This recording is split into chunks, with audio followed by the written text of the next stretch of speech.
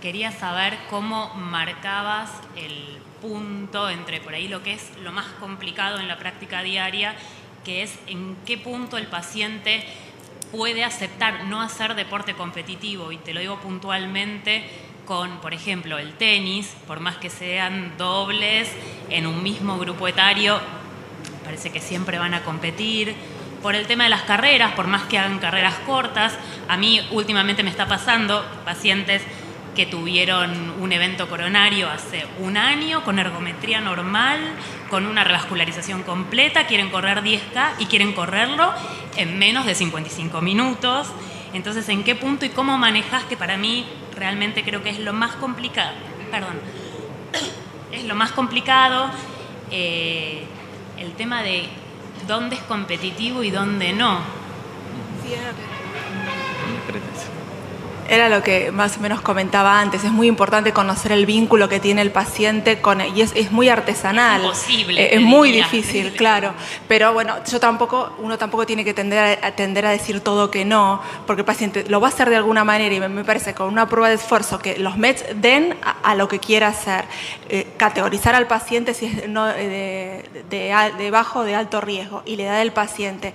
Y todo eso me acompaña para dejarlo.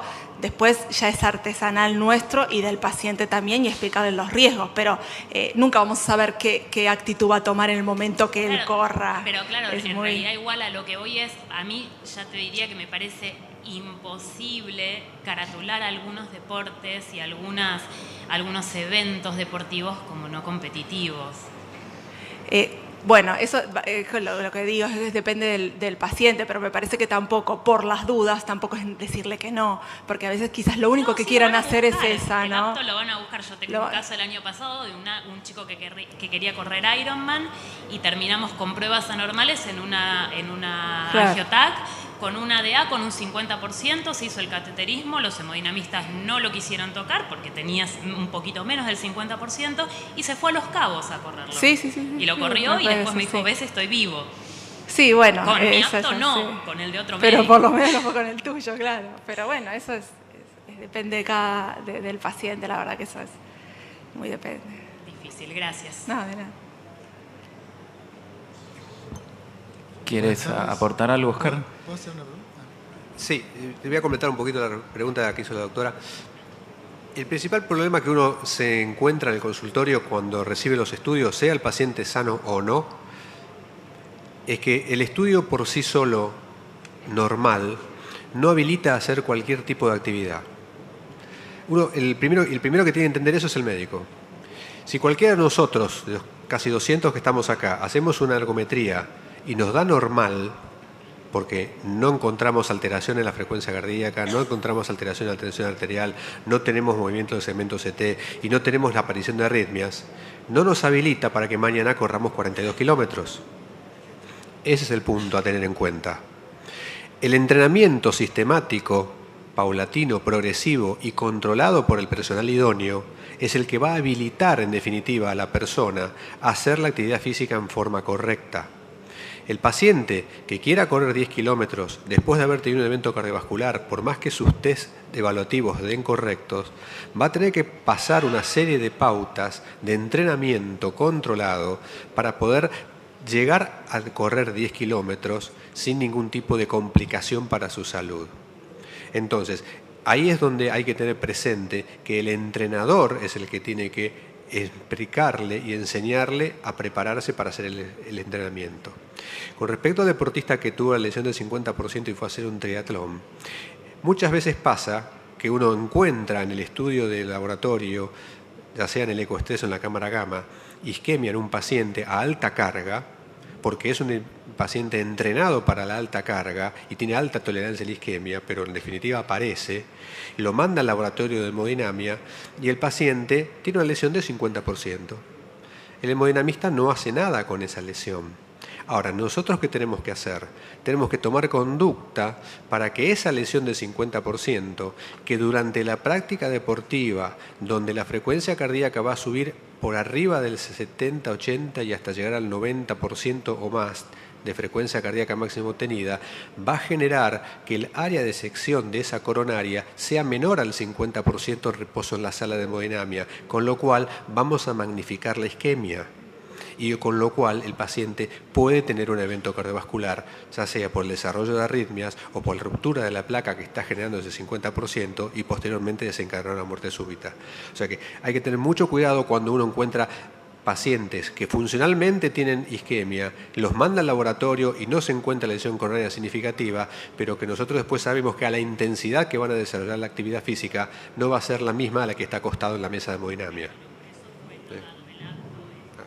Ahí hay que estar muy seguro si uno va a firmar o no un acto.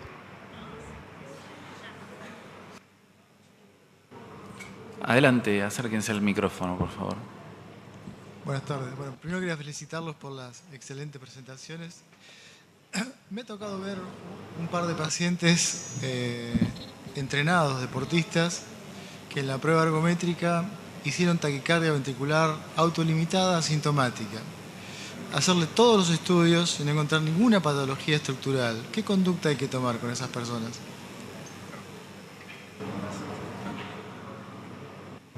Muy interesante la pregunta. El caso que presenté con taquicardia ventricular no sostenida es el caso de un joven deportista en ese momento el estudio tenía 26 años. Llegó el día lunes al laboratorio para su evaluación previa a la partida a su pretemporada habitual con su equipo de primera división. El hallazgo de la taquicardia ventricular que vimos fue fugaz. Fueron esos 7 latidos y nada más.